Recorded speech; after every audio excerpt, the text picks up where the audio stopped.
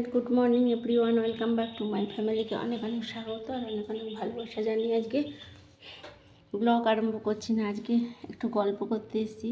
প্রায় 1-2 মাস হতে চললো আমি কোনো ব্লগ ভিডিও দিতে পারিনি বা দিইনি, কারণ তোমরা সবাই জানো, গোটা পৃথিবী জানে যে তিলোত্তমার মর্মান্তিক যে মৃত্যু, এটা মেনে নেওয়া যায় না। তো এই জন্য খুব মুড অফ হয়ে আছে, মনে হচ্ছে আমার বাড়ির কেউ হয়তো এরকম হয়েছে। তো সব সময় ইচ্ছা হয় না যে ব্লগ বানাই, ইচ্ছা হয় না কারোর সাথে কথা বলি, এমন একটা পরিস্থিতি। দিন রাত খবর দেখছি, টিভি তো আর মাথায় তুলে নিয়ে যেতে পারবো না, তো মোবাইলে সবসময় খবর দেখছি। ভাবছি যেটুকু নেট দিয়ে আমি ব্লগ বানাবো সেটুকু নেট দিয়ে আমি খবর শুনি, দেখি এরকম মর্মান্তিক কাহিনীর পিছনে কে আছে, আর দোষীরা সামনে আসছে নাকি, সাজা পাচ্ছে নাকি। সুপ্রিম কোর্ট শুধু ডেটের উপর ডেট দিচ্ছে, আমি কেন? গোটা পৃথিবী মানে এর আশায় বসে আছে, রায়ের আশায় বসে আছে। তো এই হচ্ছে ব্যাপার। তারপর নিজের শরীরও ভালো না। তোমরা জানো, এর আগে অনেক ব্লগে দেখেছো যে আমি ডাক্তারি করতে যাচ্ছি, বালেশ্বর, ভুবনেশ্বর, কটক, চতুর্ধারে গেছি, কিন্তু কোনো সুরাহা হচ্ছে না। কি পাইলসের হাড়ের প্রবলেম, তো পাইলসের যে হাড়, সেটা অপারেশান করলে তো আমি বিছনা সজ্জা হয়ে যাব, সেটা অপারেশান করা যাবে না। তো সেটা ওষুধ খেয়ে কমাতে হবে। বহু টাকার ওষুধ খেয়েছি, অনেক রিপোর্ট করেছি, তো কোনো কিছু হচ্ছে না। এবারে পেটের ভিতরে একটা টিউমার আছে, সেই টিউমারটা এখন যন্ত্রণাটা এত বেড়েছে যে আমরা কিছু বুঝতে পারছি না। যত ডাক্তার চেঞ্জ করছি, যে এই ডাক্তার নয়, সে ডাক্তার, ওষুধ খাচ্ছি, কোনো কমছে না, কিছু না। সব ডাক্তার বলছে ভালো হয়ে যাবে, ভালো করে দেবো, কিন্তু এক সময় এত মানে জোরে পেন হচ্ছে, যন্ত্রণা হচ্ছে, যা সহ্য করা যাচ্ছে না। আর এবারে মানে প্রত্যেক দিন যন্ত্রণা হচ্ছে, কিন করে যাচ্ছে, কোনো ওষুধ কাজ হচ্ছে না। তো কী করব কি না করব। এখানে প্রচণ্ড বৃষ্টি হচ্ছে, আর আমাদের তো সামান্য একটা ছোট ব্যবসা আছে। তো আমার হাজব্যান্ড যায় দোকানে দোকানে মাল দেয়, মানে ফেরি করে।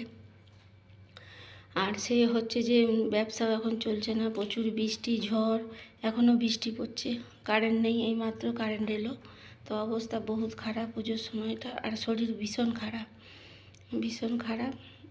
আগে সামনে পিছনে ধারে কেউ নেই, আমিও কারণ না, কেউ আমার নয়, আমি নিজেরটাই শুধু নিজের, আর কিছু না। এখন এটা ভেবে নিতে হবে, কেউ কারণ না। একটা ফোন করে খোঁজ নেওয়ার মতনও কেউ নেই। আমি যদি ফোন করে খবর নিই সবার, তবে সবার খবর পাই, বা সবাইকে যেচে আমার খবরটা দেই, কিন্তু কেউ যেচে আমার খবর নেবে এরকম কেউ নেই। তো সে যাই হোক, ওই জন্য আমি অনেক দিন ব্লগ দিতে পারিনি এই তিলোত্তমার জন্য। তিলোত্তমার মানে ব্যাপারে এতটা মানে চিন্তিত। আমি সব সময় রাত্রে ঘুমাতে ঘুমাতে চিন্তা করছি যে মেয়েটা কত কষ্টে তার জীবনটা গেছে। যখন সবাই মিলে অত্যাচার করছে, গলা টিপে মারছে, তখন কত মা মা করে চিৎকার করেছে। তার বাবা মার কান্না, সেগুলো সবসময় চোখের সামনে ভাসে, জানো। আর আরজি করটা আমার মামার বাড়ির কিছুটা মানে দূরে আর কি, মানে সামনেই বলতে পারো। তো আমার মামার বাড়ি হচ্ছে যে শ্যামবাজারে। তো বেশিরভাগ টাইমটা আমি কলকাতা শ্যামবাজারেই মানুষ হয়েছি বলতে পারো, সেখানেই থাকতাম মামার বাড়িতে। তো আরজি করটা খুব পরিচিত, খুব চেনা, তাই অতিরিক্ত যেন আমি চিন্তিত হয়ে পড়ছি যে কি হবে কি না হবে। আমরা সবাই জাস্টিস চাইছি, বিচার পাক তিলোত্তমার মায়ের মন একটু শান্ত হোক। বাবা মা কোনো দিন শান্ত হবে না, বাবা মাকে কোনো মানুষ সান্ত্বনা দিতে পারবে না। যদি ভগবান সান্ত্বনা দেয় তো তবে তারা শান্ত হবে, কোনো মানুষ পারবে না। তাদের যে ক্ষতিটা হয়েছে সেটা আমরা কোনো দিন পূরণ করতে পারবো না। একটা মাত্র সন্তান, সারা জীবনের মতো মা ডাকার কেউ নেই ওদের আর। তো আমিও একজন মা, সেই ওদের জায়গায় বসিয়ে যদি দেখি খুব কষ্ট হয়, কিন্তু কিছু করতে পারি না। সন্তানরা বাবা মাকে নাইবা দেখলো, কিন্তু বাবা মা সন্তান হারানো যে কি কষ্ট, কি ভিতরটা জ্বালা যন্ত্রণা, সেটা কাউকে বলে বোঝানো যায় না, কি কষ্ট। মায়ের তো বেশি কষ্ট, 10 মাস 10 দিন পেটে ধরেছে, ব্যথা যন্ত্রণা সহ্য করে বাচ্চা প্রসব করে পৃথিবীর আলো দেখিয়েছে, তাদেরকে লালন পালন করেছে। বাবা তো শুধু রোজগার করেই খালাস হয়ে যায়, মায়ের ভূমিকা বেশি থাকে না। তাই মায়ের যে কী কষ্ট কেউ বুঝবে না। প্রত্যেকটা মা, কুসন্তান যদি হয়, কুমাতা কখনো নয়, সন্তানরা খারাপ হয়, কিন্তু মা কখনো খারাপ হয় না, মা তো মাই হয়, মায়ের বিকল্প কিছু হয় না। তো এটাই আর কি, এই জন্য কতদিন ব্লগ দিতে পারিনি, আর ব্লগ করতেও পারবো না, আমার শরীর ভীষণ খারাপ। তারপরে এই যে তিলোত্তমার বিচার যতক্ষণ না হচ্ছে, যতক্ষণ না তিলোত্তমা বিচার পাচ্ছে, ততক্ষণ এরকম চিন্তিত থাকবো। সবসময় খবর দেখতে আছি, অল টাইম আমি খবর দেখছি, কিছু দেখছি না, সবসময় খবর খবর, মোবাইলে খবর দেখছি, টিভিতে খবর দেখছি, কি হলো কি না হলো। শুধু বলছে নতুন নতুন চাঞ্চল্যকর তথ্য উঠে আসছে, কিন্তু কিছু চাঞ্চল্যকর তথ্য উঠে আসছে, কিন্তু দোষী মানে প্রমাণিত হচ্ছে না। এই হচ্ছে ব্যাপার। আমার ভাবছি এখন যে আইনের আগে কি হতো, যে কোনো কেউ দোষ করলে তাদেরকে 3rd ডিগ্রি দিত, প্রচুর মারধর করলে আপসে সত্যি কথা বেরিয়ে যেত। কিন্তু আমি ভাবছি যে সন্দীপ ঘোষ, সঞ্জয় রায়, যারা দোষী আর কি, বিরূপাক্ষ বিশ্বাস, এরা যে ধরা পড়েছে, এদেরকে তো প্রচণ্ড ধরে মারতে হবে, মারলে ওদের সত্যি কথাটা বেরিয়ে যাবে। পুলিশ প্রশাসন তো নয়, তিলোত্তমার দিকে নয়, তো সিবিআই, তারপরে অন্য যে আলিপুর আদালতে যে নিয়ে যাচ্ছে সেন্ট্রাল জেলে, সেখানে মারধর কেন করা হচ্ছে না? দেখে মারলে না সব সত্যি কথা ভর ভর করে বলে দিবে। তো সেটাই আমি ভাবছি, আমার ঘরে বসে মানে গায়ের রক্ত ফুটছে, যে সামনে পেলে প্রচুর মারতে হতো, পাবলিকের হাতে তুলে দিতে হতো, ওরা পাবলিক এমন মারতো সত্যি কথা আপসে বলে দিত। আর সিবিআইকে এত তদন্ত করতে হতো না, ভর ভর করে বেরিয়ে যেত।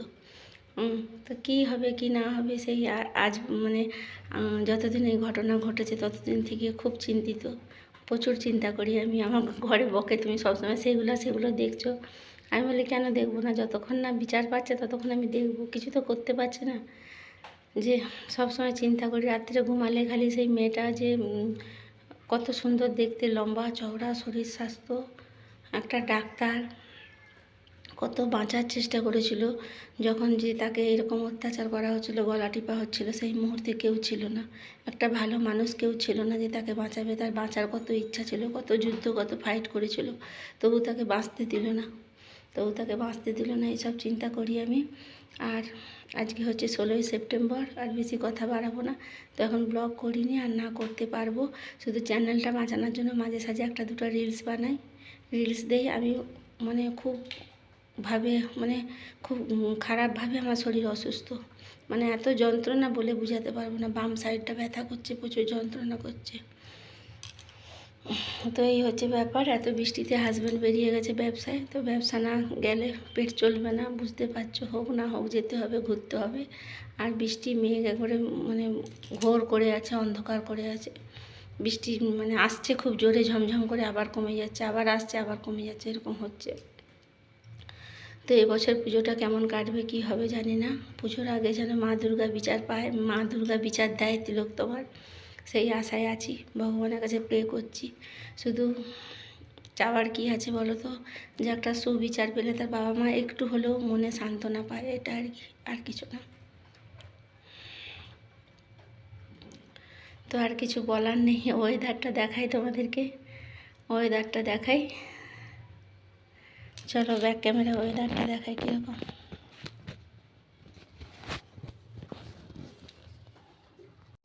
দেখো এই হচ্ছে ওয়েদার, মেঘ করে আছে, ঘোর করে আছে মেঘ। দেখো কত জঙ্গল হয়ে গেছে, বৃষ্টির জল পড়ে গেলো।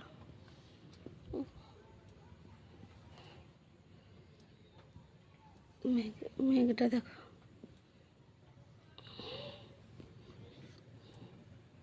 পুরো ঘোর করে আছে মেঘ, দেখছো? ওই যে বাঁধ দিয়ে লোকজন যাচ্ছে, পুরো মেঘ অন্ধকার করে আছে। আর আমাদের এখানে বাগান বাড়িতে পুরো জঙ্গল, বেগুন গাছটা দেখো পুরো জঙ্গল হয়ে গেছে। এই হচ্ছে ওয়েদার, দেখলে ওয়েদারটা কীরকম, প্রচুর বৃষ্টি হচ্ছে, জল পড়ছে ঘরের চারধারে, মানে যেখানে ফাঁক ফোকর আছে। যেমন বৃষ্টি হলে বোঝা যায় যে, আমি ভাবছি আমাদের পাকার ঘর, কোথাও জল পড়বে না, ঘরটা মানে একদম সুন্দর ঠিকঠাক আছে। বৃষ্টি না হলে বোঝা যেত না যে আমার ঘরটাও ভাঙা, যেখান সেখান থেকে জল পড়ছে। সেরকম বিপদে পড়লে মানুষ চেনা যায় যেরকম, সেরকম বৃষ্টি হলে ঘরের ফাঁক ফোকর কোথায় আছে সেটাই বোঝা যায়, তাই না? তো আর কথা বাড়াবো না, ব্লগ এখন করতে পারিনি, না করবো, ওই মাঝে সাঝে একটা দুটো রিলস দেবো। এখন তোমাদের সাথে কথা বলছি, আমার পেটের যন্ত্রণা করেই যাচ্ছে। তো মুখে হাসি আনতে হচ্ছে, কিছু করার নেই। তো সবাই ভালো থাকবে, সুস্থ থাকবে, সাবধানে থাকবে। আর তিলক তোমার বাবা মার পাশে থাকবে, বিচার চাইবে, জাস্টিস চাইবে সবাই। ভগবানের কাছে প্রে করো যে মেয়ে বাবা মার সন্তানটা যেভাবে চলে গেছে, আর কোনো বাবা মার কোল যেন না এভাবে খালি হয়। কিছু না করতে পারি, আমরা সবাই মিলে ভগবান কাছে প্রে করতে পারি। ভগবান নিশ্চয়ই বিচার দেবে, ভগবান আছে। ভগবানকে ডাকার মতো ডাকলে ভগবান ঠিক সাড়া দেয়, আর সাড়া দেবেই, এই আশায় বসে আছি। তো আমিও বলছি, আমরা উৎসবে, আমরা না আমি উৎসবে ফিরছি না, ফিরবো না যতক্ষণ না তিলোত্তমা বিচার পায়। ঠিক আছে? তো সবাই ভালো থাকবে, সুস্থ থাকবে, সাবধানে থাকবে। আর একবার বলে দিলাম, আর ব্লগ দিতে পারলাম না, তার জন্য আমি খুব দুঃখিত। তো আজকের মতো এখানেই আমার গল্প শেষ করছি। টাটা।